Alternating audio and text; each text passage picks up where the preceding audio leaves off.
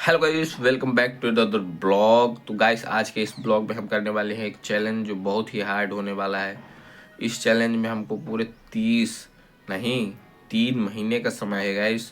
और 3 महीने के भीतर हमको अपनी यूपी पुलिस की जो पढ़ाई तो उसको कंप्लीट करके एग्जाम निकालना है गाइस। तो ये सबसे बड़ी चैलेंजिंग पॉइंट है यहाँ पर कि हम 3 महीने में पूरा सिलेबस। इससे पहले गाइस मैंने कुछ भी नहीं पढ़ा है लिटरली। न मैथ पढ़ी, न रीजनिंग पढ़ी, न जी के जीएस पढ़ी, न यूपी जी के, न पॉलिटी जियोग्राफी, कुछ नहीं गैस पढ़ा है। तो पढ़ रहे हैं आज के इस ब्लॉग में। और ये ब्लॉग लगातार 3 महीने तक डेली आने वाला है। हम अपने 7 घंटे में मतलब एक दिन में जो जो नोट्स बनाएंगे, जो जो क्लासें लेंगे, वो सारी बातें आपको दिखाएंगे। वो क्लास पूरी ली उसका कंप्लीट का डन दिखाएंगे और परचेस करेंगे एक आधे बैच गाइस। हाँ, हम बैच परचेस करने वाले हैं जो हमको सिलेक्शन दिला सके गाइस। तो आज आपसे यही विरोध है कि सारे लोग चैनल को सब्सक्राइब कर लें और लाइक करें। एक क्या कहते हैं, हम क्या कर रहे हैं अभी, हम एक तैयारी चालू कर रहे हैं। तो तैयारी चालू कर रहे हैं तो जो लोग यूपी पुलिस की तैयारी चालू कर रहे हो तो उनके लिए ये वीडियो बहुत ही ज़रूरी है गाइस। तो गाइस यार, मैं अभी आ चुका हूँ एक ऐसे कमरे पर जहाँ पर कोई शोर शराबा नहीं है, कोई हल्ला नहीं है। और ये मेरे घर से थोड़ा ही दूर है, बगल में इधर से मेरे घर दिख रहा है। देखो ये कबूतर क्या कर रहा है गाइस। बस इसी ये जो एक दो कबूतर यही शोर करते हैं और नहीं गाइस। इतना छोटा कमरा है बस गाइस। और इसमें मैं तो अपनी स्टडी चालू कर दी है मैंने। आज है मेरी स्टडी का फर्स्ट डे। और स्टडी के साथ साथ ऐसा नहीं है, मेरे 2 भाई हैं। एक का नाम आशुतोष है, एक वो मुझसे छोटा है, और एक बड़ा है जिसका नाम अमन है, वो मुझसे बड़ा है।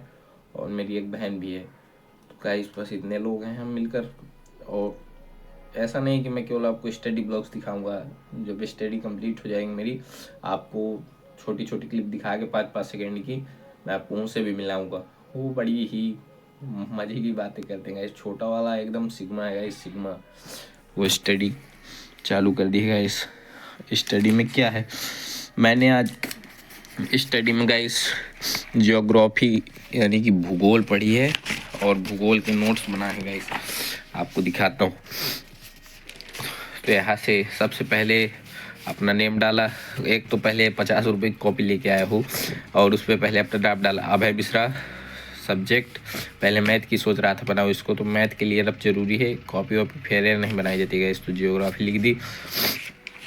उसके आगे पहला है हमारा संख्या पद्धति। क्या मैथ के नोट्स है गैस बना रहा था। यहाँ तक पोपट हो गया गैस, मैथ के मैं नोट्स बना रहा था संख्या पद्धति नंबर सिस्टम का। तो यहाँ से मैंने बंद कर दिया, इतना ही बनाया है मैथ में। यहाँ से दूसरा भी बनाने जा रहा था, यहाँ पर दशमलव भिन्न, तो इधर से हटा दिया है और यहाँ से जियोग्राफी चालू कर दिया है। जियोग्राफी में चालू किया है मैंने यूनानियों के द्वारा दिया गया जो जियोग्राफी है। तो जियोग्राफी का मतलब क्या होता है, ये शब्द कहाँ से दिया गया है, तो जियोग्राफिक शब्द यूनानियों के द्वारा दिया गया है।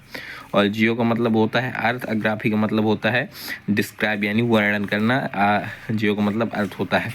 पृथ्वी का वर्णन करना भूगोल कहलाता है। जियोग्राफी शब्द का पहली बार प्रयोग किसने किया था, एटोस्नीज ने किया था। तो गाइस ये पहला चैप्टर है जो बेसिक चीज़ होती है जियोग्राफी के बारे में। और ये भूमध्य रेखा है, बृहस्पति है, विषुवत रेखा, जीरो के ये जो हमारे पूरे ग्लोब के बीचों बीच से गाइस जाती है, इसको हम भूमध्य रेखा भी कहते हैं, वृंत कहते हैं, विषुवत रेखा कहते हैं, हम 0 डिग्री रेखा भी कहते हैं। ये तो इधर ही पड़ा। इंडिया के जो नाम है गाइस, तो इंडिया के कितने नाम हैं यहाँ पर मोस्ट इम्पोर्टेंट है। इंडिया का नाम है आर्यावर्त, भारत, हिंदुस्तान, जम्बूद्वीप। आर्यावर्त क्योंकि आर्य रहते थे गाइस, तो उनके काल में भारत का नाम आर्य पड़ा। और हिंदुस्तान हिंदुओं का स्थान है इसलिए हिंदुस्तान पड़ा। बस गाइस शक्तिशाली देख लीजिएगा, इस यहाँ पर लिखा भरत। भारत जो है तो आर्यों के शक्तिशाली राजा भरत के नाम पर हमारे देश का नाम भारत पड़ा। ये है आर्यावर्त क्यों पढ़ा, जम्बू द्वीप क्यों पढ़ा, इतना गाइस यहाँ पर पढ़ा। और फिर यहाँ से दूसरा चैप्टर चालू कर दिया है, भारत के सूर्यास्त बिंदु, ये पढ़ा सूर्यास्त बिंदु कौन कौन से हैं भारत के, कहाँ कहाँ पर हैं। और गाइस उसके बाद आज ज्योग्राफी ही पढ़ा है मैंने। ज्योग्राफी में ये इतना लिखा है गाइस, इतना ज़्यादा,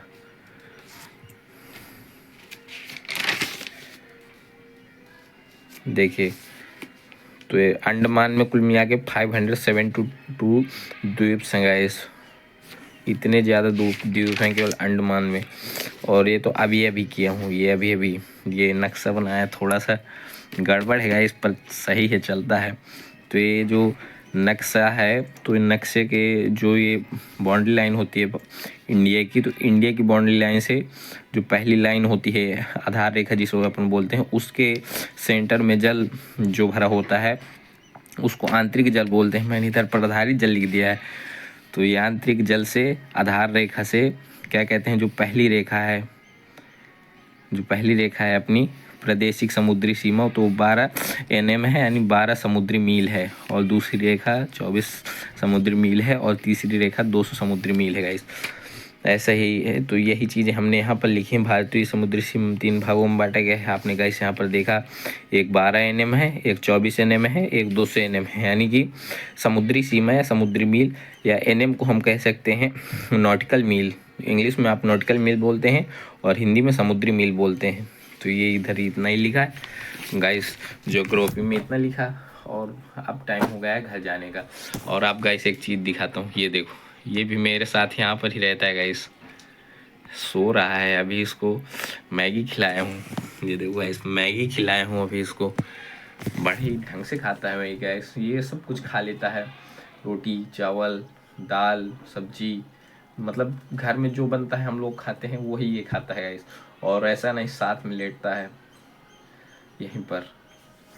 तो अब गाइस चलते हैं घर, आपको मिलवाते हैं अपने छोटे भाई से जो बड़ा ही अच्छा है।